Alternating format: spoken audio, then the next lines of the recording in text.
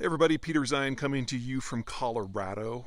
One of the things that's been in the news for the last couple of days, well, a couple of weeks, has been that the Russians have been going out around the world trying to find military equipment that they can purchase, and one of the countries that almost nearly sold them some was none other than Egypt, a country that at least nominally is a U.S. ally, and that's kind of caught a few people off guard. But if you look at the sort of decision making that goes into providing a country that is in a genocidal war of aggression against someone else, you can see that it actually makes a certain degree of sense to go to the Egyptians. There are certain boxes you have to check if you are willing to supply weapons to Russia in its current environment. First of all, you have to not overly be concerned with the political blowback from the United States. And second, you have to not really need that equipment yourself. And there are precious few countries of size with military equipment worth talking about that can actually scratch the itch for that. The single most important one that falls into both categories is North Korea, because the North Koreans have, a 1,000,000-man army, a quarter of the population can be drafted at any moment. They've been doing nothing but building military equipment now for decades, and apparently the Russians have gotten a lot of artillery shells from the North Koreans. And honestly, that tells me everything I need to know about the military posture of North Korea, because if they were concerned at all about the United States or South Korea or Japan launching a conventional military attack on them, they wouldn't even consider selling their armaments to the Russians. So honestly, that puts North Korea not into the peacenik bucket by any stretch of the imagination, but it tells me that all the nuclear blustering is really just that, blustering. If they were concerned about a war, they would not be disarming by selling their weapons to someone else. Other countries that the Russians have turned to that have been turned the Russians down flat: China, India, Algeria, Vietnam.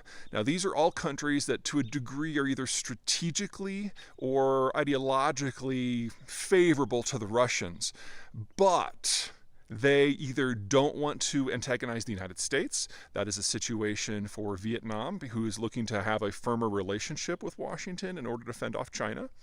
That is the case for China, who is desperate to avoid a direct confrontation. They like stirring the pot. They like making everybody think that something's about to happen. But they know that if there was a military conflict, that would be at the end of China as a modern industrialized economy in a matter of months. So they're certainly not going to cross that Rubicon. Algeria, if they don't deal with the United States, they have to deal with their former colonial master, the French, and that is something they're desperate to avoid. So from them, strategically, it's just completely off the table. But for India, it's different. India is always concerned that it could have another war with Pakistan tomorrow. And so they are absolutely unwilling to provide any military assistance at scale, regardless of what it might do to relations with the United States, because they think they might need that equipment themselves. And that brings us back to Egypt. Egypt, aside from North Korea, is the only country in the world who might be willing to kind of stick it to the United States, because the strategic situation in Egypt has been stable for so long.